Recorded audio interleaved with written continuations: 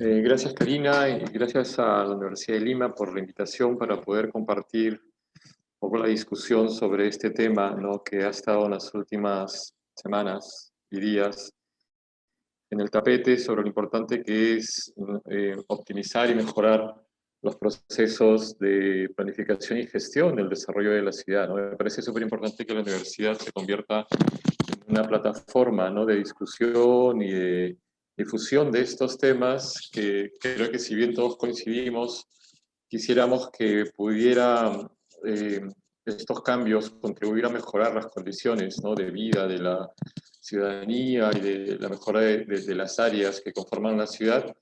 Esto creo que no puede ser solamente logrado con la participación de los gremios o de algunos profesionales, sino tiene que tener un mayor respaldo ciudadano. Yo creo que es muy importante que esto se discuta, ¿no? La universidad seguramente es la primera caja de resonancia para que eso suceda.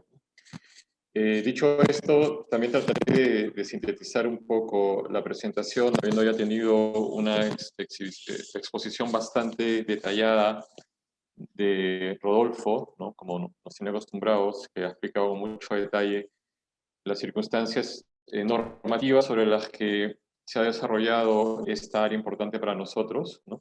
Entonces yo simplemente trataré de aportar algunos aspectos complementarios y sí también tratar de discutir algunos temas que creo que tienen que ser conversados con mayor amplitud, ¿no? Eh, Algo de información que estoy mostrando acá fue la que se desarrolló en la experiencia del Plan Metropolitano de Desarrollo Urbano para Lima al 2035, que se trabajó dentro de la municipalidad en el 2013 y 2014 y, como se ha mencionado, no se llegó a aprobar, pero sí fue un intento de tener por lo menos no solamente una visión y un modelo de ciudad de manera integral, sino también de desarrollar eso a nivel de instrumentos, ¿no? Yo creo que es un tema muy importante sobre el cual recae la responsabilidad de la implementación de las visiones, los lineamientos, las ideas, las propuestas, ¿no? Entonces, tenemos acá, ¿no?, una de estas áreas que en el Plan 2035 se trató de abordar, reconociendo la complejidad. Evidentemente era justo la del Valle del Urín y la zona de expansión del sur, ¿no?, que se puede ver aquí a la derecha, y tratar de ver la vinculación que esto podría tener, ¿no?, con diversos componentes de la ciudad, desde el sistema de movilidad, desde los sistemas de equipamientos, de espacios públicos, estructura ecológica, de las presiones a las que está sometida, ¿no?, diversas áreas de la ciudad y la manera como debería crecer, ¿no? Coincidiendo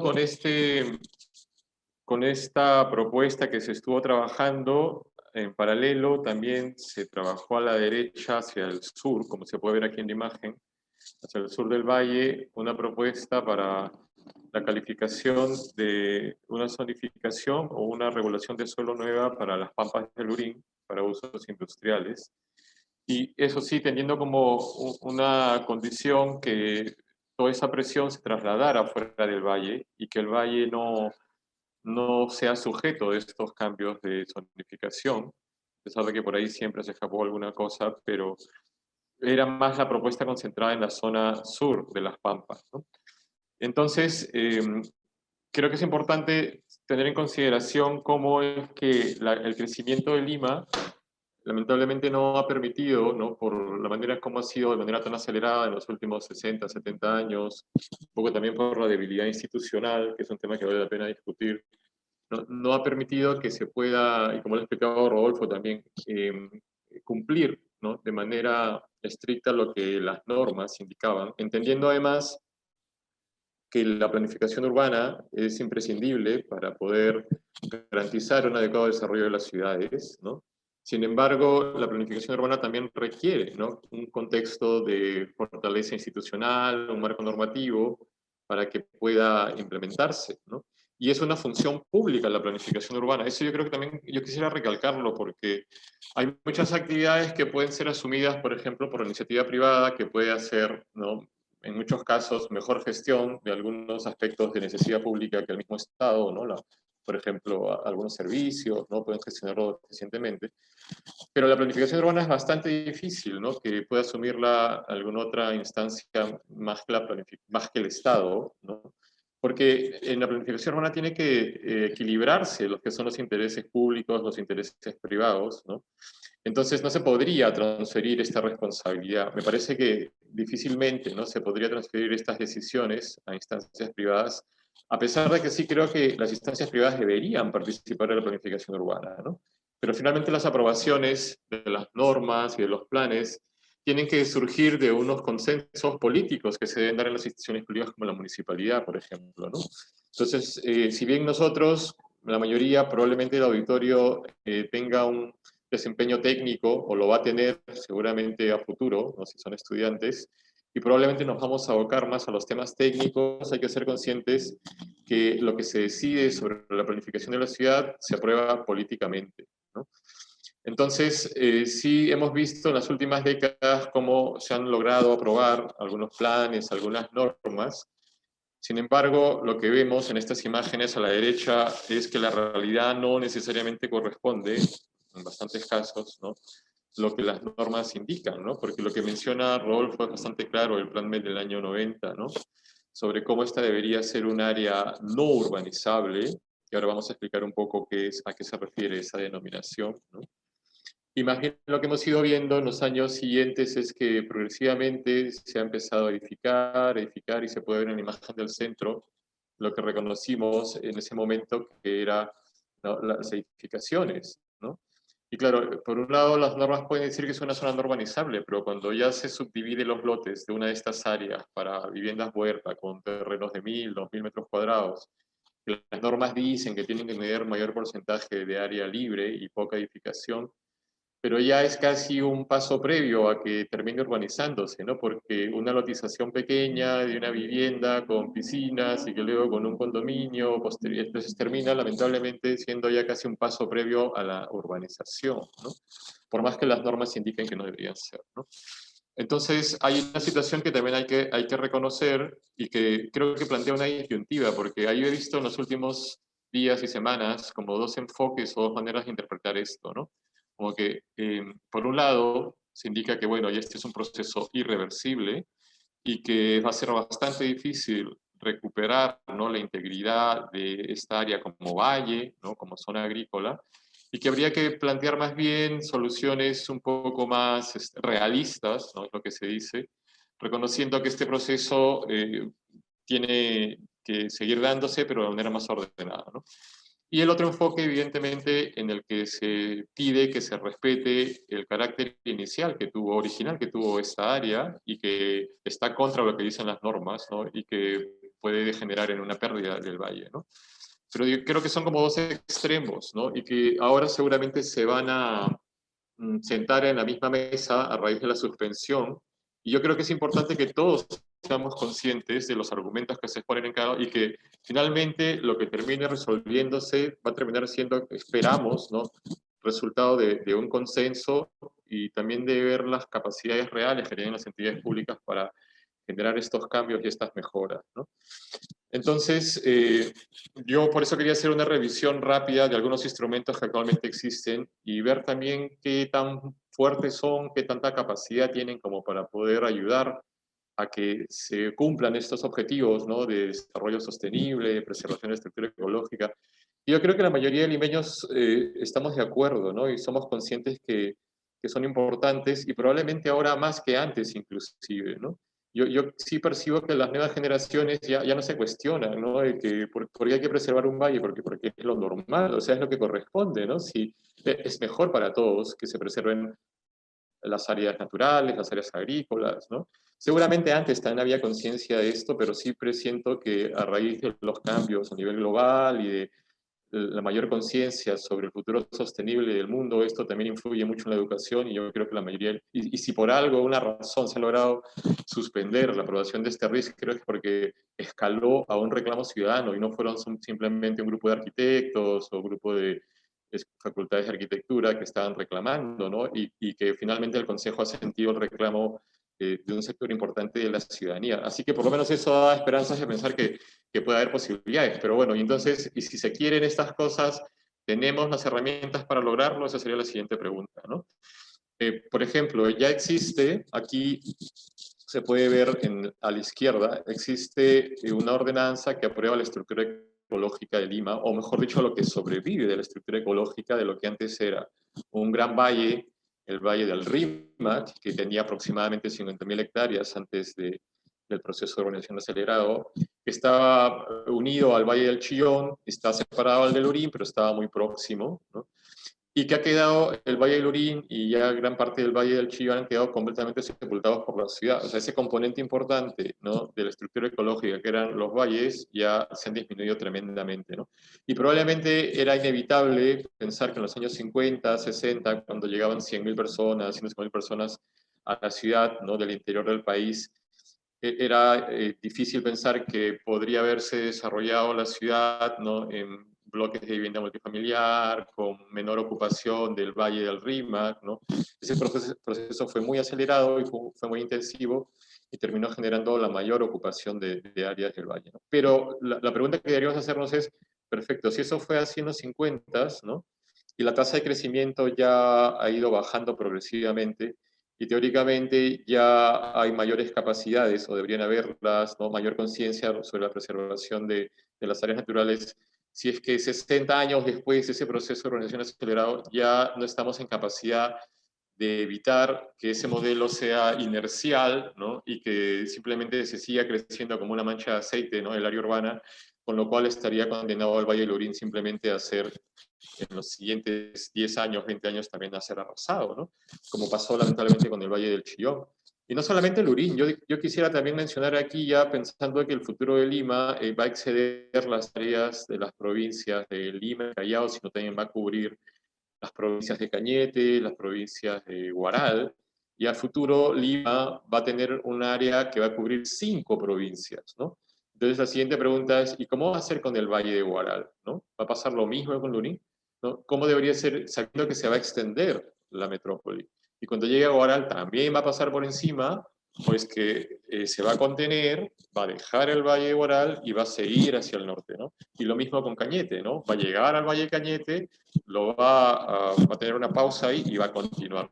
O es que los van a arrasar, ¿no? Yo creo que ese es lo que va a pasar con Lurín ahora. Creo que en gran medida también va a permitir explicar qué es lo que va a pasar con esos otros valles que van a ser el futuro de Lima en los siguientes 20 años, ¿no?, como ciudad. Entonces, de estos 5 elementos de la estructura ecológica principal que tiene Lima, que están ahí las lomas, el litoral, los valles, ¿no? Aquí en la zona del Valle del Lurín, por lo menos hay 2 o 3 de ellos importantes, ¿no? El valle mismo, lomas y litoral, y humedales también, perdón, ¿no? 4 de ellos. Entonces, habiéndose reconocido esto, la pregunta es si es que esto podría traducirse a instrumentos que les den mayor fortaleza para que puedan ser considerados como áreas de protección o áreas intangibles, ¿no? Por ejemplo, Rodolfo mencionaba que algunas de estas áreas en el Valle del Lurín tienen condición de preurbana. Siempre se ha usado ese término, ¿no? Yo me preguntaría si es que realmente ese término ya deberíamos dejar de usarlo, ¿no? Porque claro, cuando dice preurbano, ¿qué quiere decir? Que en el futuro va a terminar siendo urbano, ¿no? Entonces de repente ya debería cambiarse la terminología hacia zonas de protección, ¿no? Como si han logrado, por ejemplo, garantizar esa protección las áreas arqueológicas. Yo creo que ahí ya quienes buscan suelo para inversiones inmobiliarias o los mismos inversores ya saben, ¿no?, que las áreas arqueológicas son difíciles de urbanizar, ¿no? Y ojalá que eso también pudiera darse con las áreas de valle o áreas naturales, pero sí creo que sería mejor empezar a calificarlas como no solamente áreas no urbanizables, sino áreas de protección, ¿no?, con ese nivel de intangibilidad. Luego también se trabajó en la experiencia del año 2013-2014 unos esquemas de propuesta para que pudiera garantizarse el cumplimiento, ¿no?, de lo que decían las normas en ese entonces sobre la condición que debería tener esto como suelo no urbanizable, ¿no? Sin embargo, sí se observaba que había algunas ocupaciones que habían ido dándose en los últimos años con cambios de zonificación de áreas muy específicas, y había una cantidad de ocupaciones que luego nos debería llevar a la reflexión si es que quisiéramos que la norma se cumpla. Evidentemente lo que habría que hacer luego es entonces reubicar o sacar, ¿no?, de estas áreas a las ocupaciones informales. Y eso me consta que se intentó, yo no estuve a cargo, pero sí hubo áreas de la municipalidad que hicieron unos inventarios de las ocupaciones informales para ver quiénes tenían algún nivel de formalidad con algunas normas y quienes no tenían nada, y se encontró un montón de ocupaciones, no solamente informales, sino ilegales realmente, ¿no?, que esa diferencia no existe en el desarrollo urbano, sí existe en la minería, por ejemplo, la diferencia entre minería informal y legal, y en el urbano todavía no hemos llegado a estas definiciones, pero sin embargo sí se encontró esas áreas ocupadas en las que lo único que quedaba, si es que se quería hacer cumplir la normativa, era expulsarlas y sacarlas, ¿no? E iniciar unos procesos, ¿no?, de denuncias, procedimientos judiciales para su salida, ¿no?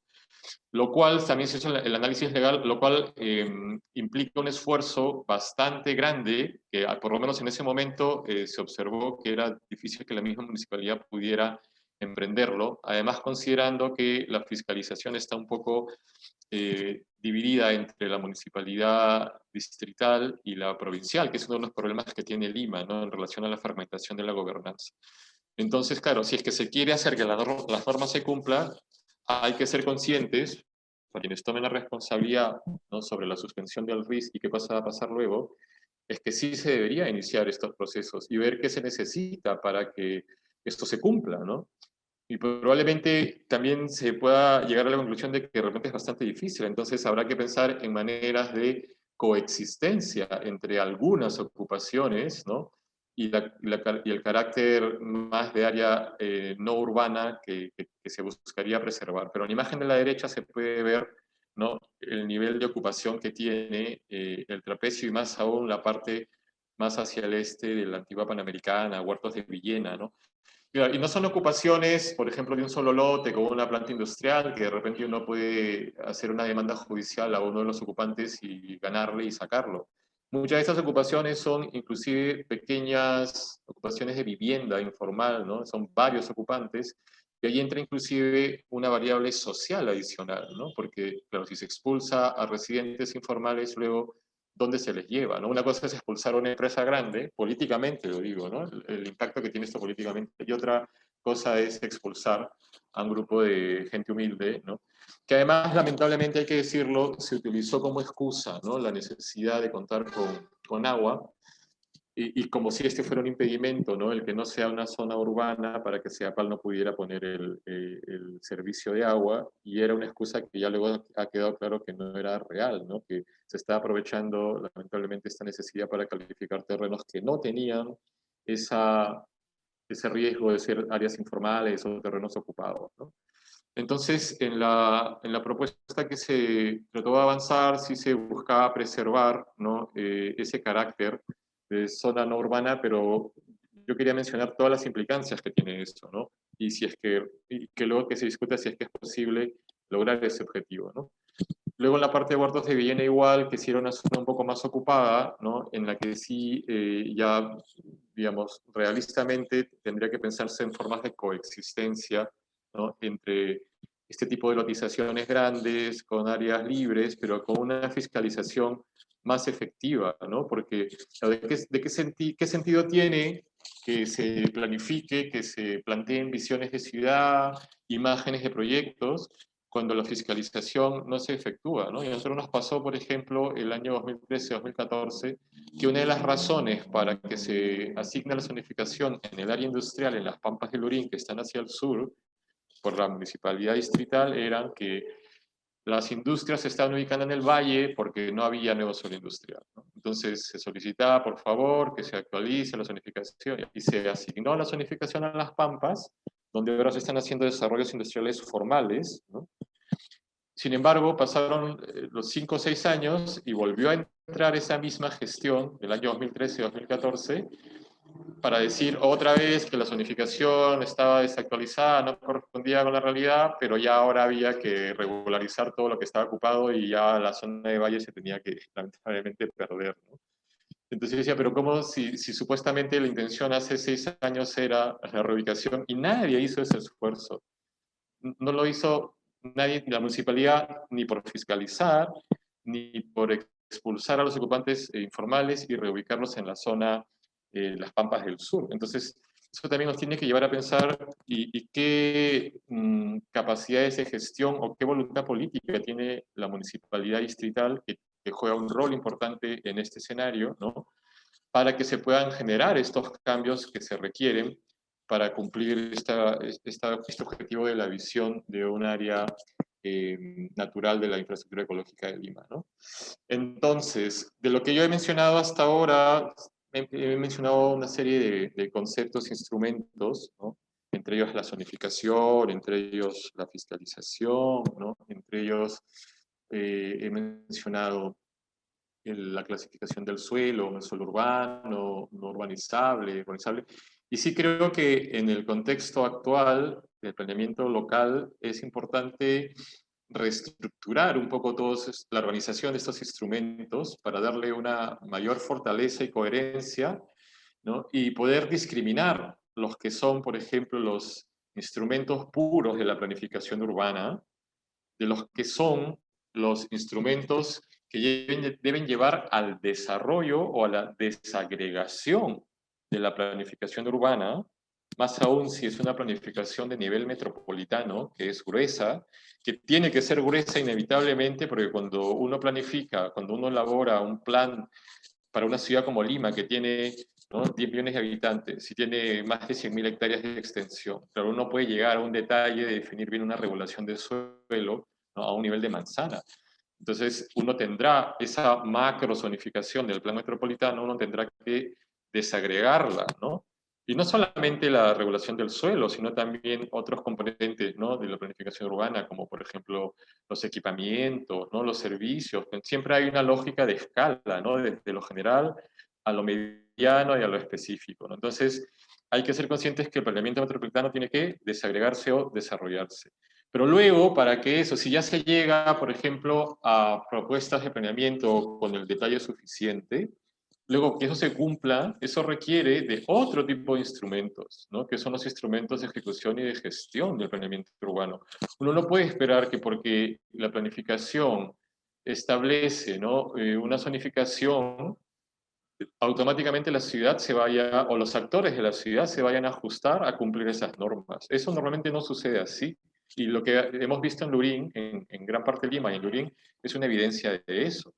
Para que eso se lleve a la implementación, tiene que haber una activa participación de las entidades responsables en la planificación urbana, que debe ser entendida como un proceso, como dice el título de esta diapositiva, y no como un hecho de actos únicos en los que ya simplemente se hace una zonificación, se aprueba y listo, ya cumplió la Municipalidad Metropolitana con planificar y todos a cumplir eso, ¿no? Realmente en la práctica no sucede así. En la práctica hay que acompañar ese proceso, ¿no? Y la planificación urbana tiene que dotar de instrumentos, ¿no?, para que eso que se planteó a nivel metropolitano, poco a poco se vaya llevando a la realidad.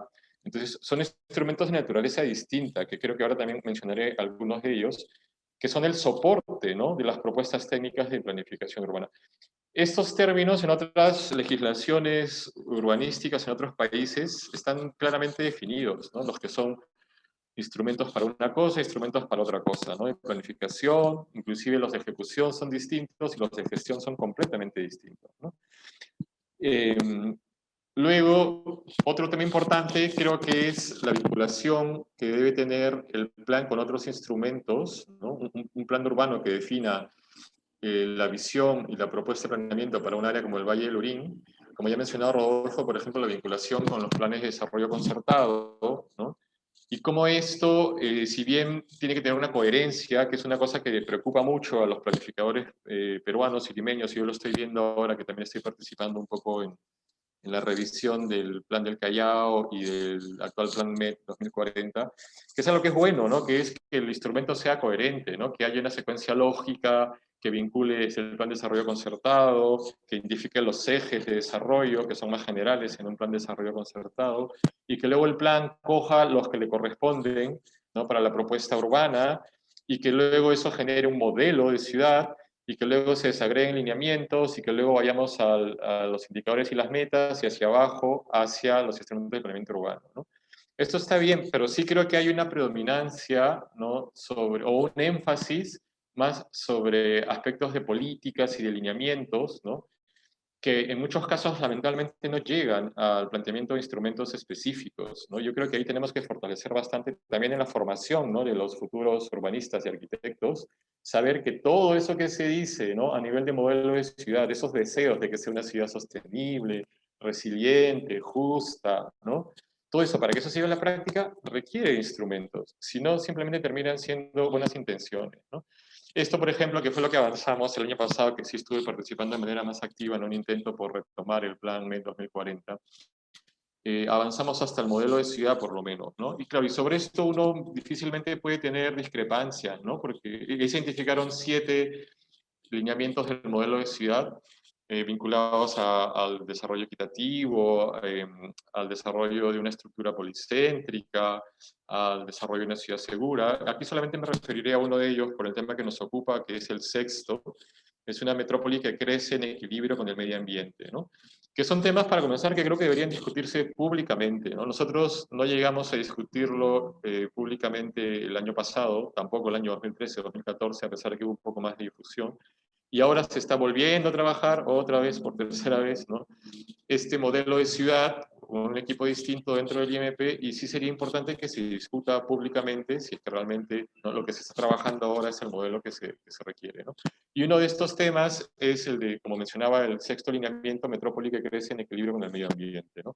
Y ahí lo que desarrollamos fue, ¿no?, el reconocimiento de los elementos sobrevivientes de la estructura ecológica, y que no solamente puedan sobrevivir, sino que puedan cumplir funciones ambientales, ¿no? No había que pensar simplemente en el valor paisajístico, ornamental, estético, o en el valor abstracto ambiental, sino pensar realmente que la ciudad requiere, ¿no?, de lo que hay, por ejemplo, del sistema de canales, de los parques en los barrios, requiere no solamente que sirvan para salir a jugar, a pasear o ver bonito, sino que requiere que cumplan funciones, ¿no?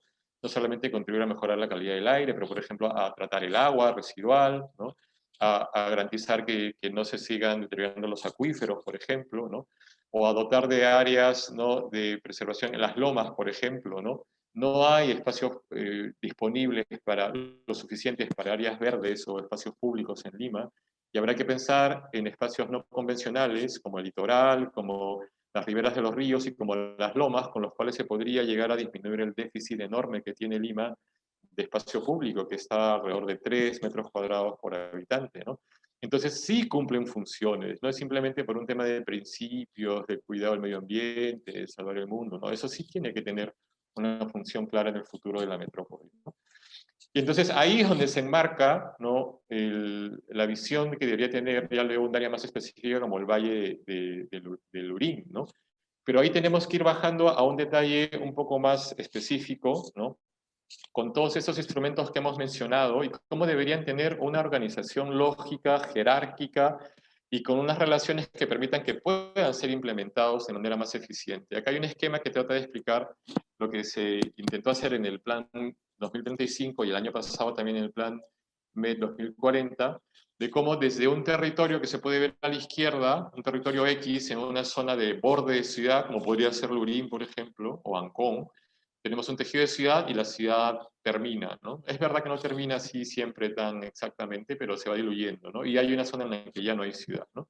Entonces, habría primero que calificar, ¿no?, el suelo en estas 3 categorías, que son el suelo urbano, el suelo el suelo urbano, que es el suelo que ya está ocupado y que ya hay que reconocer que es irreversible esa ocupación, pero ya está consolidado, ¿no? Luego, el suelo urbanizable, que es este suelo que no está ocupado, pero que a futuro sí podría convenir a la ciudad, ¿no? Que la ciudad tiene que crecer algo también. Es verdad que se busca para más que el que sea una ciudad que revierta sus áreas urbanas existentes, yo creo que es lo más sostenible a futuro para la ciudad, porque es una ciudad de baja densidad y sí debería los nuevos limeños poder alojarse dentro del área urbana existente, más que estar ocupando nuevo suelo. Pero también hay que reconocer que la ciudad sí tiene, inevitablemente va a crecer, ¿no? Va a expandirse horizontalmente también. Entonces sí hay que dejar un área de reserva de suelo para esta expansión y hay que planificarlo, porque de lo contrario esto también va a suceder, pero de manera muy informal. Y una tercera categoría que sería el suelo no urbanizable, ¿no?, en el cual sí está clarísimo por diversas razones, que puede ser por razones de riesgo o por protección ambiental y paisajística, que la ciudad toma una decisión, yo ni siquiera diría técnica, una decisión política por la que porque ese suelo no se ocupe, ¿no? Podría haber alguna categoría más, por ejemplo, ahora que se está discutiendo, o se está elaborando una propuesta de ley de desarrollo urbano, se está tratando de incorporar una nueva categoría, una categoría periurbana, que son temas que se pueden discutir, pero creo que tiene que estar claro que tiene que haber una primera calificación del suelo y que debería definir condiciones técnicas y legales, ojo, no solamente por la aptitud y vocación técnica del suelo, sino por las responsabilidades y derechos que eso puede conferir también a los propietarios del suelo, ¿no? Pues todo este suelo, seguramente la mayoría de este suelo es privado, ¿no? Entonces, claro, uno tiene que sujetarse a lo que establece primero esta clasificación de suelo. Y creo que ahí tenemos una debilidad, porque no están claramente establecidas las responsabilidades legales para la clasificación de suelo. Una vez que esto está claro, se pasa al siguiente nivel, que es lo que ven acá, que es la calificación de suelo. No es clasificación, sino calificación, que se puede dividir en dos subcategorías. Sistemas y zonas, ¿no? Los sistemas son el esqueleto de la ciudad, ¿no? Son toda la red de servicios e infraestructuras que necesita para que funcione de manera adecuada y que garantice condiciones de habitabilidad mínimas adecuadas para los ciudadanos, ¿no? Aquí se ha planteado 4 de ellos, podrían ser 5, podrían ser 6, pero estos 4 creo que son los mínimos, ¿no? Que tiene que haber un sistema de espacios abiertos e infraestructura ecológica en donde entraría el Valle del Lurín con seguridad. No estamos hablando solamente de espacio público, porque hay que ampliar el concepto, ¿no? A los espacios abiertos, no solamente área verde, porque también hay espacios abiertos que no son verdes, que tienen que preservarse como tal, ¿no? Más aún una ciudad en el desierto como Lima, y infraestructura ecológica, como decía, por las funciones que tienen que cumplir, ¿no? Luego el sistema de movilidad, el sistema de equipamientos y el sistema de servicios básicos como agua, energía, por ejemplo, ¿no? Toda esta estructura, el plan debería dejar establecido con claridad cuál es el suelo que tiene que mantenerse si es que ya está ocupado por estos sistemas o que tendría que reservarse a futuro para que puedan desarrollarse estos sistemas de manera adecuada. Ese suelo es sagrado, ese suelo es el que atiende a las cosas públicas, ¿no? O sea, ese suelo tendría que quedar, ¿no?, cerrado con candado, ese suelo no se puede cambiar. O sea, yo no puedo decir, ya bueno, ahora ese parque como no está habilitado y tengo que hacer vivienda, voy a convertir un antiguo parque zonal en un condominio de viviendas nuevos. O sea, ese suelo no se debería, ¿no? O un terreno que es para hospital, por ejemplo, ha pasado en Lurín, ¿no? Hay un terreno zonificado para hospital, decir, bueno, como no se ha hecho hospital, porque el Estado no ha expropiado eso y porque no hay recursos para hacer un hospital ahora, pues entonces lo cambiamos, ¿no? Ese suelo no se puede, no se debería poder cambiar, ¿no? Y el resto del suelo, que sí es el suelo de aprovechamiento privado, serían las zonas, ¿no? Si lo anterior era como el esqueleto de la ciudad, las zonas son el tejido, ¿no? En donde sí un propietario privado puede tener todo el derecho de sacar el máximo provecho, de acuerdo a que las normas se establecen, evidentemente, ¿no? Donde estarían las inversiones, las propiedades privadas, ¿no? Para usufructo privado propio, las viviendas, los centros comerciales, los hoteles, lo que sea, ¿no? Que es evidentemente el suelo mayoritario, pero si en lo anterior termina siendo una ciudad, ¿no?, con serias limitaciones en movilidad, en equidad social, en calidad de vida, ¿no? Por eso es que creo que es importante diferenciar estas dos cosas, ¿no? Y luego, en último lugar, abajo se ve que también es importante que esta estructura de planificación genere unos instrumentos de planeamiento derivado para que se desagregue o se desarrolle, como había mencionado al inicio, ¿no? Es decir, yo no puedo esperar que esta zonificación grande, ¿no?, o general automáticamente vaya a encontrar la solución de lo que deberían ser, inclusive áreas muy complejas, como la parte baja del Valle del Lurín, o como algunas zonas donde hay usos mixtos de vivienda, con talleres, con comercio, y no se puede definir con claridad la zonificación. Entonces se delimitan áreas, ¿no? Se delimitan sectores de planeamiento, que deberían ser los planes específicos a los que aludía Rodolfo, ¿no? Y que encierran unos polígonos en los cuales hay que desarrollar con mayor detalle y en algunos casos con normas específicas cómo debería ser la solución de estas áreas, ¿no? Y en las cuales el planeamiento tiene que ser muy fuerte, tiene que tener el planeamiento inclusive la capacidad de poder acumular lotes, de poder distribuir cargas y beneficios, ¿no? ¿Qué tal si es un área industrial que tiene unos lotes grandes y pocas vías? Y resulta que ya las industrias quieren irse y tiene más sentido que sea residencial. Yo no puedo seguir manteniendo esa estructura de lotes industriales para hacer vivienda, porque si no pasa lo que está sucediendo ahora en la Avenida Argentina, lo que está sucediendo en la carretera central, donde antes había una fábrica de 2 o 3 hectáreas, se forma un condominio con parque cerrado, ¿no? Y el espacio público afuera es un desastre, ¿no? Entonces, es importante que para que se desarrolle la planificación urbana requiere tener esta fortaleza y estos instrumentos que permitan que se distribuyan, por ejemplo, cargas y beneficios o que se acumulen lotes, ¿no? Entonces, esto creo que cuando uno habla de propuestas para un plan, creo que esto también debería trabajarse en paralelo en cómo los instrumentos de los planes deberían estructurarse, organizarse, relacionarse entre sí y tener el marco normativo que les permita llevarse a la implementación. Yo sé que puede sonar un poco abstracto, es verdad, ¿no? Claro, uno podría estar hablando, mostrando simplemente renders, ¿no? De imágenes de parques agrícolas, de cómo debería, ¿no? Vivir la gente en equilibrio con el medio ambiente y con grandes áreas bonitas, ¿no?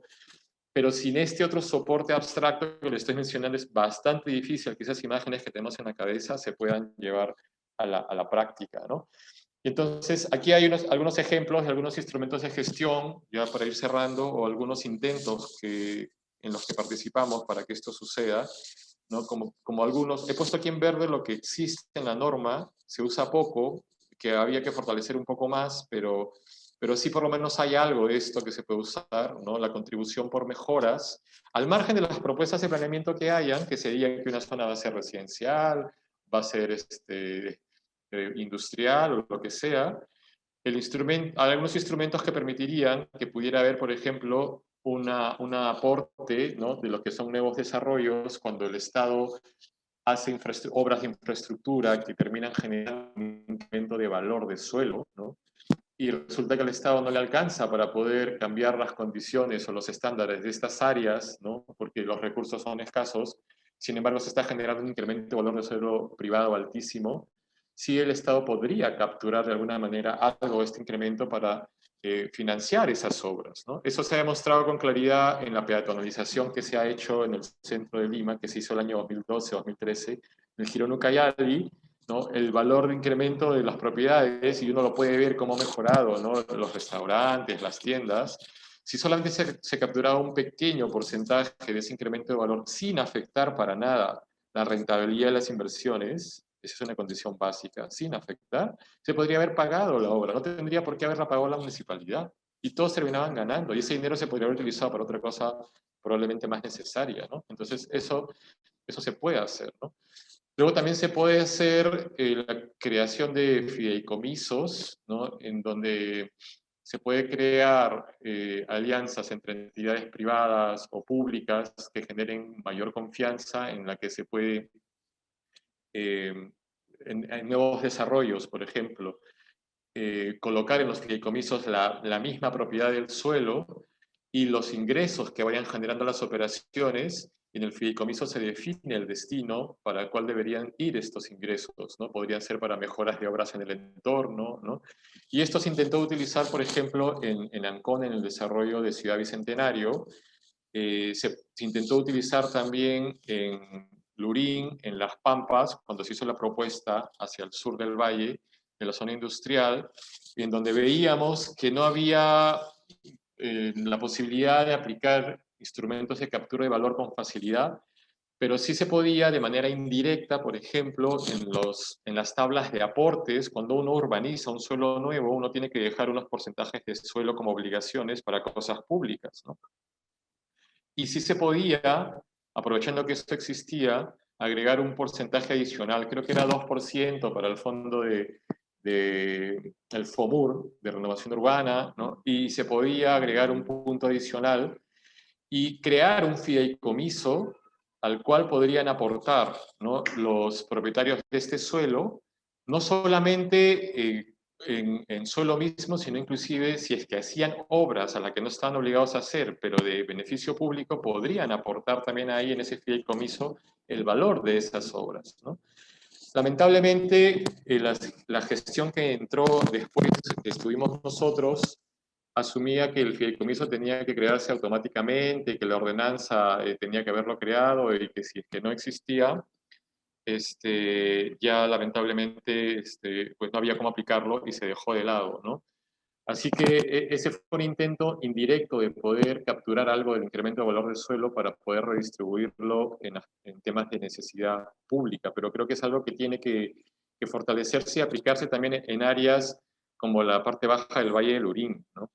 Eh, Yo he puesto también captura de valor de suelo, que también se conoce con otro nombre, que es la captura de las plusvalías, pero no he utilizado el nombre de plusvalías porque es un tema que no existe jurídicamente en Perú. En otras legislaciones sí existe, ¿no? En Colombia, en México, y se reconoce que esto es un derecho, ¿no? Una responsabilidad además de las entidades públicas.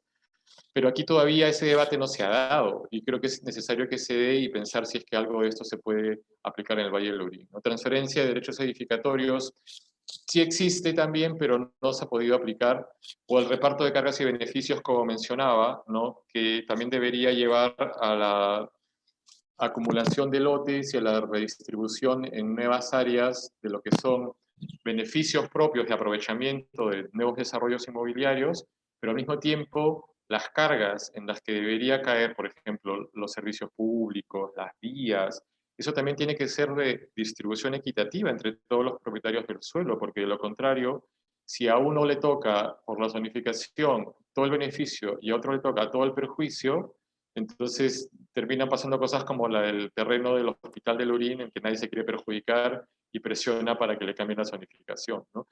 Entonces, son instrumentos, ya para terminar, que creo que son importantes aplicar, fortalecer los que ya existen, crear los que no existen, y creo que son imprescindibles para que las áreas urbanas, específicamente áreas como el Valle del Lurín, la parte baja, puedan ser aplicados ahora que se va a iniciar, como decía, esta discusión de cuál debería ser entonces la suspensión, el nuevo escenario. Y sí creo que sin esto realmente es bastante difícil. Si solamente se llega a una propuesta de zonificación y ahí queda esperando que se ajuste la ciudad a eso, me parece que vamos a estar en 10 años después haciendo otro seminario, viendo por qué no se cumplió la planificación y que ya es irreversible y hay que actualizarla, ¿no? Por eso hay un llamado de una invocación, ¿no? Una invocación para que se pueda discutir esos temas más públicamente. Muchas gracias. Gracias, José. Es importante reflexionar sobre estos instrumentos, porque finalmente, como tú bien dices, y en alguno de los planos que mostraste se veía las manchas, las grandes manchas de zonificación y luego un estudio muy minucioso de lo que haya sido urbanizado, ¿no? Entonces, entender que la zonificación ya como instrumento se ha vuelto obsoleto para atender las múltiples problemáticas que tienen las ciudades. Ahora pasamos a escuchar a nuestros panelistas que van a comentar algunos temas. Empezamos con José Alcántara. Gracias, Karina, y gracias en realidad por la invitación. En realidad es un doble placer para mí. Bueno, primero escuchar a José y a Rodolfo, siempre tan enriquecedores en sus exposiciones. Y también, bueno, por volver a la casa de estudios, ¿no? Siempre es un placer volver a la Universidad de Lima, aunque sea de esta manera virtual. Yo tengo tres ideas que quería compartirles un poco en función a la experiencia, bueno, a las exposiciones y también un poco al debate que se ha levantado sobre el tema del Lurín.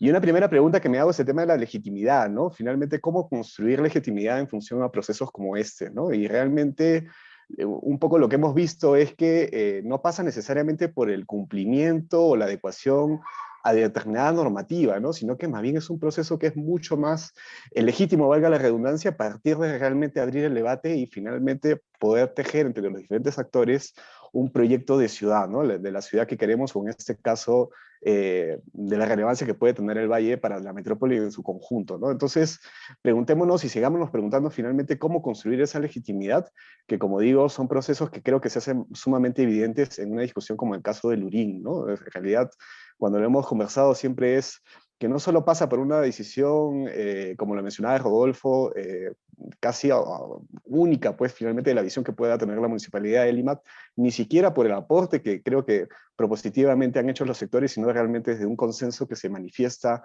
desde la sociedad civil, desde la misma academia. Creo que es sumamente relevante poder establecer estos espacios desde las universidades, finalmente para debatir realmente cuál es la relevancia de cambios de zonificación o finalmente de horizontes y visiones que tenemos sobre el tema de las ciudades, ¿no?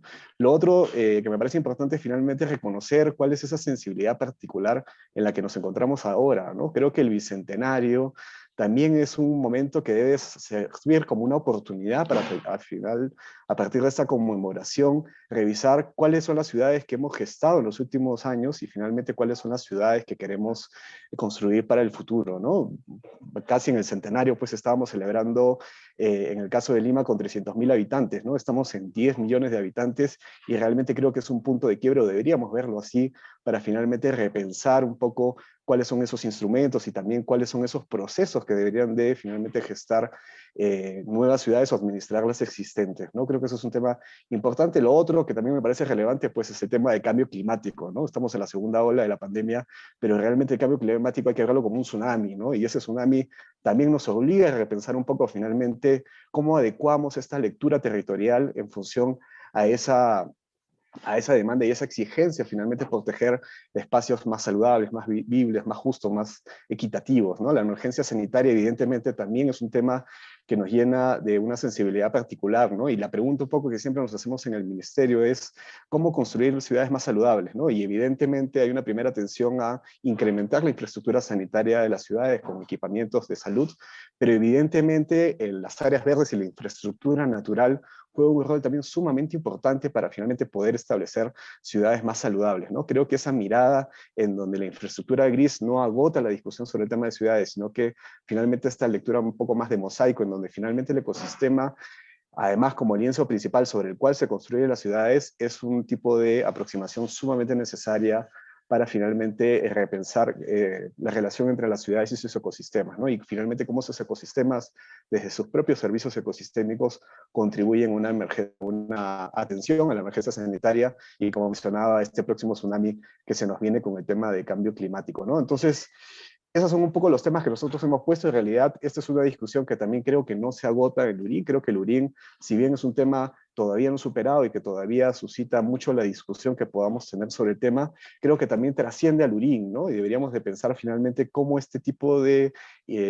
iniciativas que no están siendo del todo legítimas y beneficiosas para la ciudad podrían reproducirse en otros espacios de la ciudad, ¿no? De manera concreta, les menciono, yo actualmente soy director del proyecto Ciudad Bicentenario y lo que hemos tomado conocimiento es que recientemente la Comisión de Desarrollo Urbano también ha aprobado un cambio de zonificación sobre áreas que componen Ciudad Bicentenario y básicamente para la urbanización de la zona llamada Quebrada Río Seco, ¿no? Ya solo el nombre nos debería llamar un poco a la alerta de finalmente qué cosa podría significar urbanizar más de 1.300 hectáreas de un espacio que se llama Quebrada Río Seco, ¿no? Entonces, como digo, finalmente creo que, voy a tratar de decirlo de manera positiva, creo que estos procesos nos llevan necesariamente a la construcción de procesos legítimos, ¿no? En donde finalmente las diferentes miradas, no solo la mirada necesariamente de infraestructura gris, sino más bien la composición finalmente del gran valor que puede tener la mirada patrimonial, la mirada ambiental, la mirada productiva, finalmente creo que puede ayudar a componer este modelo de ciudad que tanto añoramos. Entonces, bueno, nada, esa sería mi participación y agradecerles muchísimo la invitación. Gracias. Gracias, José. Pasamos a escuchar a Guillermo. Adelante, Guillermo. Gracias, Karina. Estoy muy contento de estar aquí con ustedes.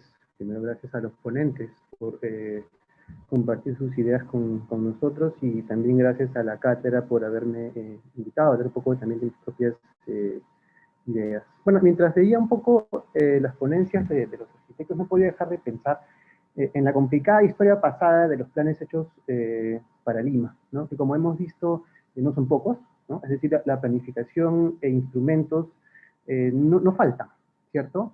Eso lo hemos visto, pues, en el plano vemos en el plano de José García, cuando habla de la ciudad real y de las normas, que las reglas efectivamente pueden estar dadas, pero no se cumplen, ¿no? Y solo se rinden cuentas cuando algo como lo que estamos viviendo ahora ocurre, cuando los intereses de la sociedad civil confluyen como lo han hecho, ¿no? Sin embargo, creo yo, no podemos de ninguna manera seguir dependiendo de algo así, porque creo yo que hemos tenido también mucha suerte como sociedad civil a propósito de los últimos eventos, ¿no?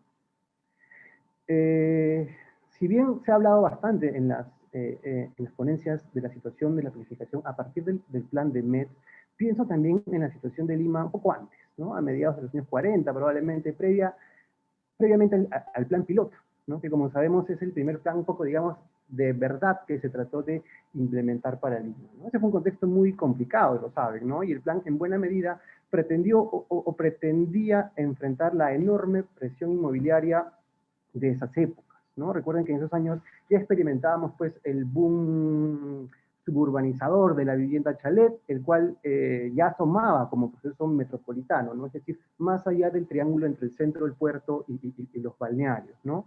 Y sobre eso, lo que ciertamente proponía el plan piloto era, bueno, entre otras cosas, ¿no? Limitar el crecimiento de la ciudad a este triángulo, ¿cierto? Y número dos, que la urbanización estatal tome un rol preponderante, ¿no? Se acordan, por ejemplo, del modelo de las unidades vecinales. Entonces, sobre eso, me acuerdo hace un año, o algo así, en una conversación sobre planificación que hiciera el Colegio de Arquitectos, Ludeña Willy mencionó algo que me pareció bien interesante, ¿no? Él dijo que el plan piloto coincide con el golpe de Estado a Bustamante y Rivera en el 48, ¿no? Y lo que vino después, obviamente, la instalación del régimen conservador de Odría, durante el cual el plan ciertamente perdió su alcance y buenamente su sentido, ¿no?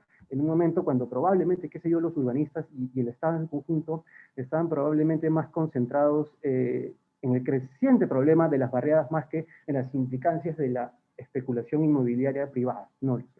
Bueno, Ludeña incluso va un poco más allá, ¿no? Y nos dice que prácticamente todos los planes y reformas urbanas en el país han venido acompañadas de golpes a la democracia, ¿no? Sin, por supuesto, asegurar que una sea consecuencia directa de la otra, ¿de acuerdo? Sin embargo, creo que la observación sigue siendo sumamente elocuente, ¿no? A ver, no voy a tratar de responder la pregunta de quién o qué ha estado detrás de los golpes de Estado en el Perú, tampoco lo puedo hacer, ¿cierto? Pero algo que sí me parece evidente son dos cosas. Bueno, lo primero es la estrecha relación que existe entre el poder económico y político. Y segundo, ¿cuál ha sido, y bueno, cuál es el rol que tiene el control de la renta del suelo en la consolidación del poder en el Perú? ¿No? Pensemos a nivel histórico, digamos, estructural sobre nuestra economía, ¿no? Sabemos que el ADN de nuestra economía es netamente extractivista, ¿cierto? Entonces, eso nos ha hecho pasar, qué sé yo, del gamonalismo al enorme poder ganado por el corporativismo minero de la década pasada sin prácticamente darnos cuenta, ¿no? Y allí, sin duda, está también el poder inmobiliario, ¿cierto? Si hablamos de los booms económicos más recientes por los cuales hemos pasado, no me dejarán mentir, el minero es uno y el constructor / inmobiliario es el otro, ¿no? Entonces, y bueno, esto me lleva nuevamente a retroceder en el tiempo y a recordar el proceso de agrarización de la economía durante el siglo XIX, ¿no? El cual, por supuesto, consolida el poder de esta oligarquía terrateniente, ¿no? El suelo, por supuesto, era la fuente fundamental de renta en ese momento y de acumulación primitiva de capital para lo que ocurriría después durante todo el siglo XX, ¿no? Si pensamos en los dos grupos de capital doméstico más grandes de este país, ¿no? Que de hecho se consolidaron durante la segunda mitad del siglo XX, primero es la familia Romero, ¿no? El Banco de Crédito despegó con el control del suelo agrícola en el norte, ¿no? Algodoneros me parece, y por otro lado la familia Brescia, ¿no? Que durante la primera mitad del siglo XX era dueña de 3 haciendas en Lima, ¿no? Hoy San Borja, Surco, parte de San Isidro, ¿no? Y después de los años 50, luego de que se cae el plan piloto, por supuesto, se convierte en uno de los grandes suburbanizadores de la ciudad, ¿no? Y por ahí también vale la pena acordarse de la familia Raffo, ¿cierto? Que mediante un denuncio en los años 60 y tantos, ¿no? Urbaniza buena parte del este de la ciudad, lo que hoy es La Molina. Y volviendo a Lurín, ¿no? Digamos, si pensamos en los grandes urbanizadores, en el tema de la tierra en Lurín, a propósito de qué es lo que está ocurriendo ahora, ¿no? Se vienen a la mente, pues, nombres automáticamente casi como Los Portales o Centenarios, ¿no? Dos de los grupos que tienen actualmente mucha influencia, ¿no? Como bien lo saben, ¿no? Y también es inevitable pensar, por ejemplo, saber que a finales de los años 90, Centenario ya había comprado 1000 hectáreas de suelo eriazo en Lurín, ¿no? Y 100 en Caraballo, ¿no? Estas 1000 hectáreas, estamos hablando de 10 kilómetros cuadrados, 3 veces el distrito de Barranco, comprado a finales de los 90, ¿no? Eso me parece que ese cambio de uso se logró durante las gestiones de Susana Villarán, me parece que lo mencionó José García, ¿no? Y hoy está este enorme parque industrial en las Pampas, ¿no? Ahí en esa zona inmensa que aparece verde muy bonita en el plano del plan MET del año 1990, ¿no? Que me parece, en ese momento pretendía articularse con el proyecto Mesías, ¿no? Y que ahora ya aparece después del plan como un nuevo polo industrial, ¿no? Entonces, volviendo a esto, pensamos otra vez y vemos quiénes son los principales accionistas del Centenario, el Grupo Romero y el Grupo Brescia, nuevamente, ¿no? ¿Y quién es el propietario de los portales? El grupo Rafa, ¿no? Entonces, termina siendo un poco la repetición, o no sé si la continuación de la misma historia, ¿no? Bueno, si bien, cambiando un poco y volviendo y entrando al tema del RIS, que como vemos un poco está en estado de suspensión, ¿no? Nos ha quedado claro durante, durante este día que sigue siendo pues una espada de Damocles que aún pende sobre nuestras cabezas, ¿no?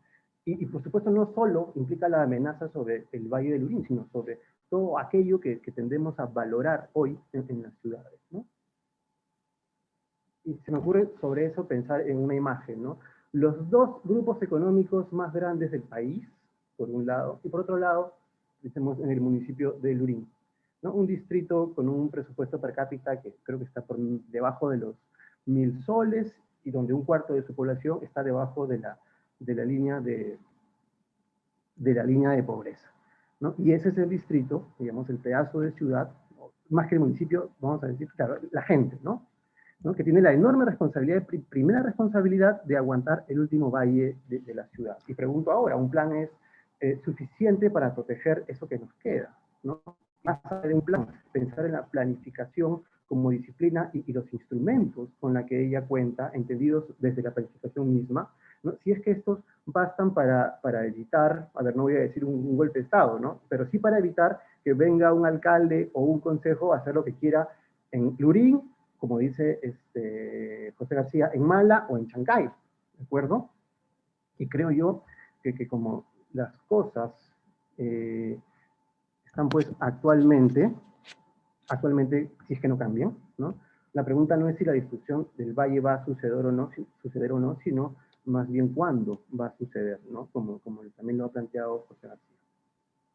Entonces, con eso estoy diciendo que estoy medianamente convencido de que un plan de ordenamiento del suelo por sí mismo no es suficiente para aplacar esta inmensa presión, que es una presión que se da en todas las escalas en el país, ¿no?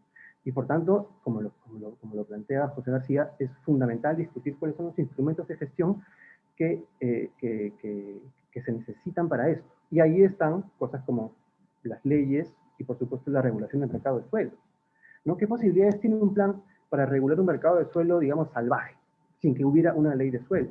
Creo que eso es muy complicado, ¿no? Digo, no soy abogado, pero me parece que un plan no tiene rango de ley, sino rango de ordenanza, ¿no? Sin ser un experto, me atrevo a decir que uno puede emitir muchas ordenanzas, pero si no tienes una estructura con rango de ley que te ampare, estás bastante lejos de resolver cosas, ¿no? Y ahí tampoco debo dejar de mencionar también la falta de una ley general de ordenamiento territorial, que es algo de lo que se habló en la mañana, que efectivamente sea, con esto comento lo de la mañana, ¿no? Comprensiva y sensible a la complejidad de esto de lo periurbano, ¿no? Que no es solamente suelo periférico, sino es más que eso, es una zona gris y compleja que no aguanta estas dicotomías rural-urbano, ¿no? Creo que eso también es importante que se tome en cuenta. Y volviendo al tema este de la ley, de la necesidad de una ley de suelo, ¿no? ¿Qué aspectos deberían de discutirse y de conversarse? Varios de ellos, de hecho, son los que José García ya ha presentado al final de su ponencia, ¿no? La generación de un banco de tierras que equilibre la estructura de mercado, especialmente sobre el poder de mercado de quienes hoy tenderían a la hiperconcentración de la posesión del suelo, ¿no? Y esto implica tierra central y tierra periférica. No es una cosa que deba verse por separado, ¿cierto? Porque, como dice José García también, es iluso pensar que la ciudad no va a seguir creciendo, ¿no? En segundo lugar, la regulación de lotes vacíos, ¿no? Darles, qué sé yo, una moratoria que reduzca estos riesgos a la posesión y a la especulación sobre el valor del suelo. Bueno, grabar la plusvalía, yo sí uso un poco la palabra plusvalía, bueno, pero ya he explicado bien la diferencia. ¿no? De las habilitaciones y los cambios de uso, de la inversión pública, la valorización derivada de la apropiación social del suelo, todas esas cosas tienen que tomarse en cuenta, ¿no? Bueno, la gestión de zonas intangibles, por ejemplo, el suelo de uso agrícola, ¿no? Nos debería, pues,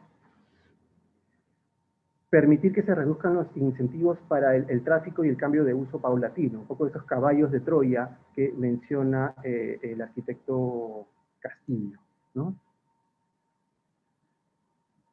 Y bueno, y un poco para cerrar, en relación con esto que había mencionado del Banco de Tierras, ¿no? Que mencioné al principio, está bueno, por supuesto, la consolidación de la infraestructura de vivienda, de la infraestructura y la vivienda de interés social en zonas centrales, porque son cosas que están totalmente ligadas, una afecta a la otra, ¿no? Entonces, el Estado tiene que entrar a cubrir la demanda porque la política de vivienda hasta este punto no ha funcionado, ¿no? ¿Cuánto tiempo lleva techo propio? 20 años, ¿no? Y su nivel de cobertura ha sido mínimo, ¿no? ¿Por qué? Porque para el privado eso no es negocio. ¿Por qué no es negocio?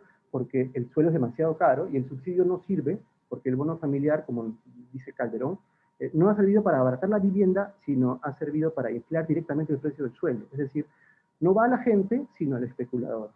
Eso es una distorsión del mercado de suelo, ¿no? Y eso denota que una captura de renta, en este caso de los especuladores, ¿no? ¿Por qué? Porque seguramente el mercado es muy concentrado, es muy competitivo. ¿Qué pasa cuando un mercado está muy concentrado? Tiene que regularse. Todo bien con el libre mercado, digamos, tiene lo suyo, ¿no? Pero si el mercado falla, se regula. No se sigue distorsionando con subsidios, ¿no? Y también, bueno, todo bien con los subsidios, pero si el subsidio concentra en lugar de distribuir, tenemos un problema, ¿no es cierto? Bueno, y para cerrar, bueno, y quiero, a propósito de estos puntos sueltos que he estado planteando, y me están diciendo que tengo que cerrar, esto me hace recordar nuevamente el tema de la presión inmobiliaria sobre el plan piloto, y cómo vemos que esta historia o se repite, o en realidad es la misma historia que aún persiste, ¿no? Pienso también en cómo la última gran crisis de la planificación que solemos referir a los años 90, ¿no? Coincide con la liberalización del mercado de suelos, ¿no? Esta gran ola especulativa de la cual estamos siendo hasta hoy, digamos, víctimas, ¿no?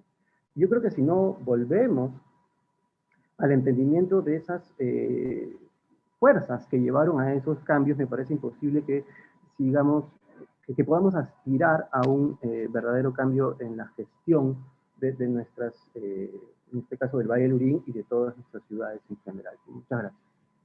Gracias, Guillermo, por tu intervención.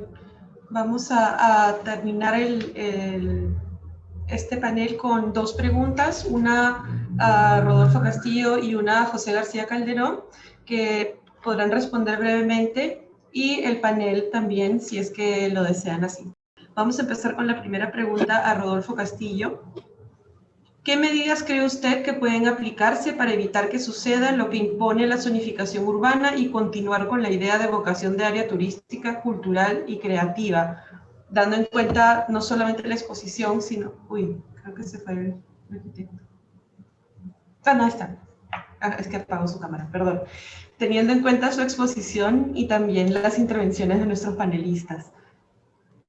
En primer lugar, tendríamos que ver lo urgente. Lo urgente, como hemos mencionado, es que no debería de publicarse esta ordenanza 009 que ha aprobado el RIS de Lurín en marzo del 2021, en este año. No debería de publicarse porque si se publica, ya hemos repetido, ya hemos explicado, si se publica y está vigente unos cuantos días, va a generar derechos urbanísticos para los dueños de los terrenos. Y ya sabemos que los dueños de los terrenos no son pequeños propietarios, sino son las grandes inmobiliarias que están detrás de todos estos manejos en el Valle del Lurín. Entonces, primera cosa. Segundo, por eso hemos dicho que en realidad lo que debe de hacer, no pedirse una reconsideración, sino pedirse una anulación de esta ordenanza que aprueba el RIS de Lurín. Porque hemos dicho que contraviene varias normas, se puede sustentar desde que contraviene la Constitución, contraviene varias leyes, contraviene varios decretos supremos que vienen a ser las reglamentaciones de esas leyes, o inclusive los decretos supremos que aprueban los planes o las políticas nacionales que tienen que ver con la gestión de riesgos de desastres, con el tema ambiental, etc. O sea, argumentos para demostrar que esta ordenanza contraviene una serie de normas está. El problema es que nadie ha asumido ese rol. Hemos visto en la última sesión de consejo que nadie ha asumido ese rol. Nadie quiere asumirlo, no sé por qué razones. Entonces, es en el sentido de sustentar de que es una ordenanza que contraviene todas estas normas, ¿no? Entonces, ahora, yo agregaría de esto del punto de vista del fondo del asunto, pero del punto de vista formal, yo también agregaría lo siguiente. Esa ordenanza tiene vicios de nulidad, porque en ese día de la votación del 11 de marzo, votaron a favor regidores que previamente se les había concedido la licencia. Primero le dieron la licencia para no estar presentes y después votaron a favor de esa ordenanza. O sea, tiene vicios de nulidad también formales. Entonces, de fondo y formales. Pero otra vez, no veo que ningún regidor, ni tampoco el alcalde, quiera asumir esos argumentos, plantarlos y plantarse y ser muy claro en el sentido de, por lo tanto, anular esa norma. Entonces ahí veo que lo que está faltando es, primero, decisión política y segundo, argumentos técnicos que se los estamos dando y argumentos legales formales que también le estamos dando. No somos abogados, pero obviamente hemos mirado la sesión y hemos analizado los vicios que se han generado. Entonces, eso como primer elemento. Ahora, segundo elemento, cuando se apruebe el Plan MED 2040, se aprobará con ordenanza y ahí deberá estar el carácter de parque rural y cultural metropolitano del Valle de la Cuenca Baja de Lurín. Tercero, hemos dicho que eso va a meritar un plan específico para que esa idea de parque rural y cultural metropolitano se pueda operativizar. Pero ojo, no se va a empezar de cero, porque como ya expliqué, ya existe una ordenanza especial para el Valle de Lurín del año 2001, que está vigente. Entonces, el problema no son las normas, o que faltan normas, o si el detalle de las normas es suficiente o no es suficiente. Como lo dijo José, el detalle es que falta la decisión política para fiscalizar el cumplimiento de las normas. Porque existe el plan específico, existen las normas específicas. ¿Qué acciones ha hecho la Municipalidad de Lima para fiscalizar eso?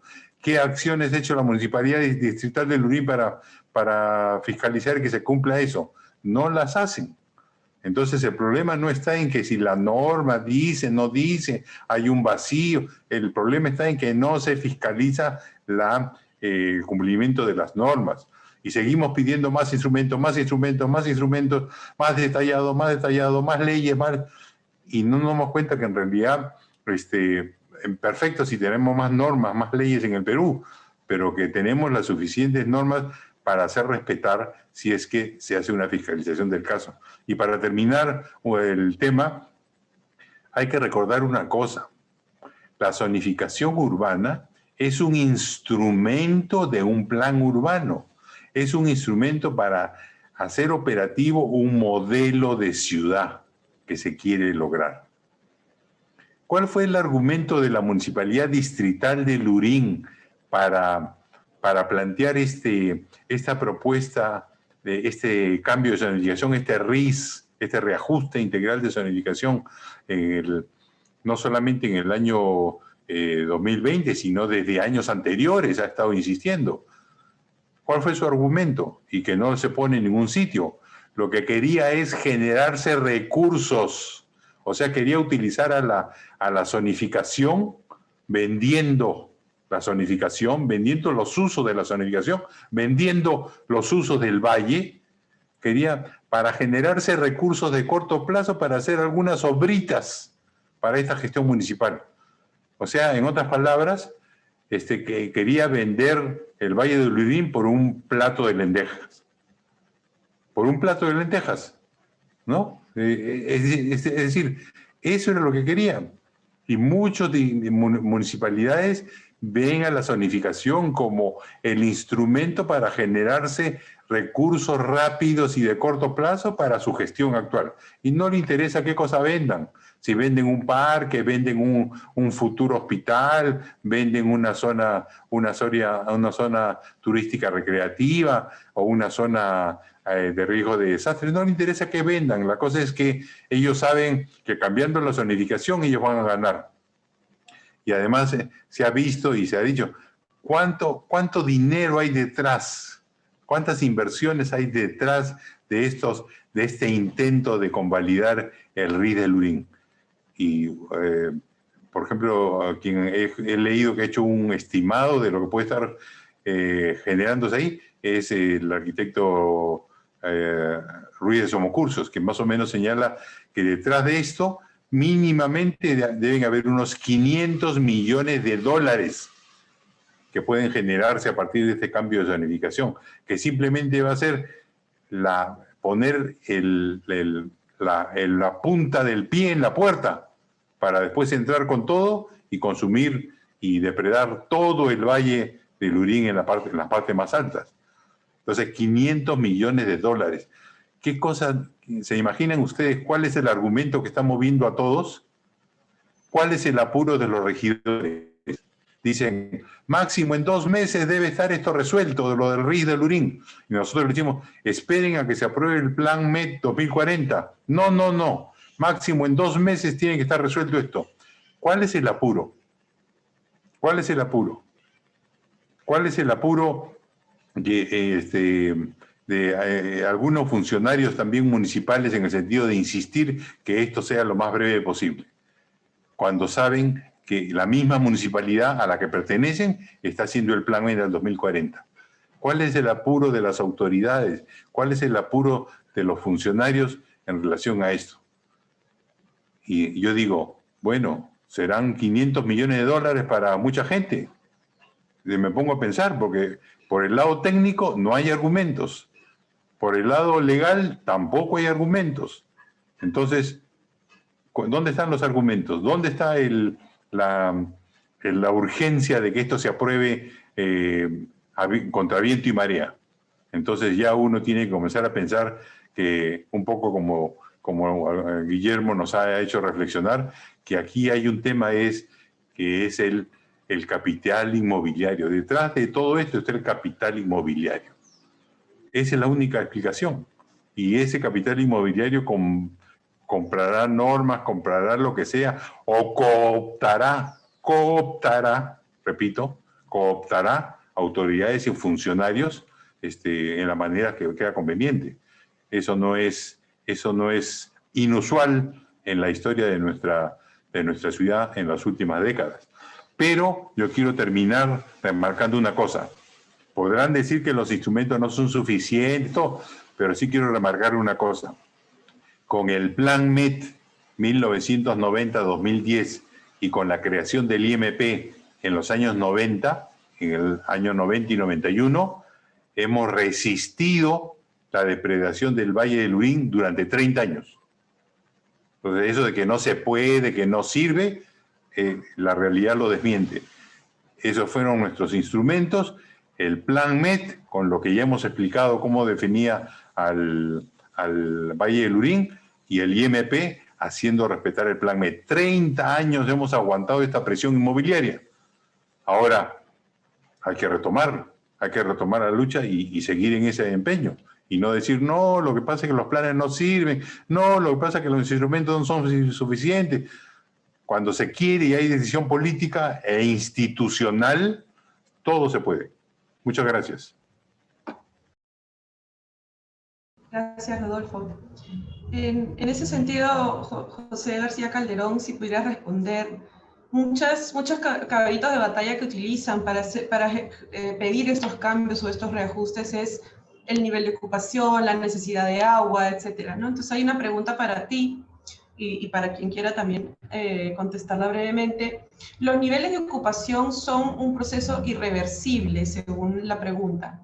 Mencionaste que se deberían brindar soluciones más realistas. ¿Cuáles crees que son justamente estas soluciones que se deberían aplicar para estos procesos de ocupación en el valle? Sí, bueno, no me refería necesariamente que son irreversibles dependiendo realmente de la voluntad política para generar los cambios, ¿no? O sea, como había mencionado al inicio, un punto de partida es asumir la complejidad de esta área y la debilidad de las entidades y la falta de voluntad para que se pueda hacer cambios más profundos, como por ejemplo reubicación de ocupaciones informales, ¿no? Que si bien Rodolfo menciona que se ha podido evitar una urbanización masiva, pero siempre se han filtrado, ¿no?, algunas ocupaciones, a veces más formales que otras, y el punto, la realidad es que existen, ¿no? Y claro, si es que hay digamos, el consenso político de tomar medidas para que esto, por ejemplo, de lo que se dice mucho, ¿no?, que sea un parque agrícola, perfecto, ¿no? A mí me gustaría que sea un parque agrícola. ¿Qué implica que sea un parque agrícola? Más que solamente la zonificación, seguramente. Implica, por lo menos, la creación de una instancia de gestión que actualmente no existe, ¿no? Yo siempre pongo el ejemplo de lo que se intentó hacer y que se está ahora, hace 4 años y que luego ha tomado forma con Ciudad Bicentenario, ¿no?, que es un área menos compleja, ¿no?, que Lurín, porque es una gran propiedad pública y que ha sido súper difícil, ¿no?, lo que se planteó en el año 2014 como una idea de planeamiento, llevarla a implementación, pasados 7 años, y ha demandado, ¿no?, un equipo permanente, no solamente en una instancia, en el Ministerio de la Producción, en el Ministerio del Ambiente, ha demandado unos recursos que yo creo que superan. Yo cuando estuve en el Ministerio de Producción y dejé el proyecto del Parque Industrial ya en proinversión, habían gastado 6, 7 millones. Yo creo que debe ser más de 10 millones, ¿no?, de poder generar estudios, de poder tener algunas medidas de protección de los terrenos y de pagar también personal, recursos humanos y todo eso. Entonces, eso es lo que cuesta, ¿no?, llevar implementación. Y como parte de eso se hizo una propuesta de zonificación. Pero no es que todo eso se activó porque había una propuesta de zonificación. Al contrario, hubo mucha gestión, ¿no? Lo principal era el modelo de gestión, la instancia de gestión, los recursos para la gestión, ¿no? Y esto generó una actualización de la propuesta de planeamiento, ¿no? Entonces, si yo digo, si es que esto fue así y está siendo así en estos momentos en Ciudad Bicentenario, que está ahí, ¿no?, José como responsable, y tú también has estado, Karina, antes. Entonces, ¿cómo será para el caso de Lurín, ¿no? Es mucho más complejo y esa es la envergadura del desafío que hay que abordar, ¿no? Pensar en que tiene que crearse una unidad de gestión, que tiene que haber un equipo, ¿no?, de gestión con dedicación permanente, exclusiva. No es lo que pensábamos cuando estábamos en el plan 2035, de los grandes proyectos, ¿no?, que pensamos que podrían implementarse si se aprobaba.